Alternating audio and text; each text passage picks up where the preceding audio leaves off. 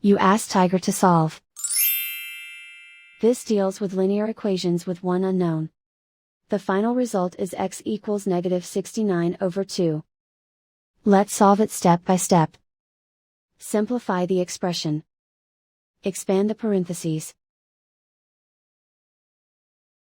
Multiply the coefficients.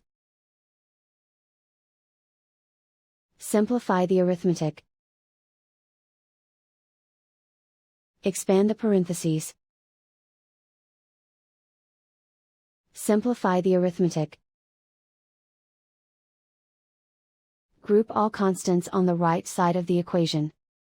Subtract 72 from both sides. Simplify the arithmetic.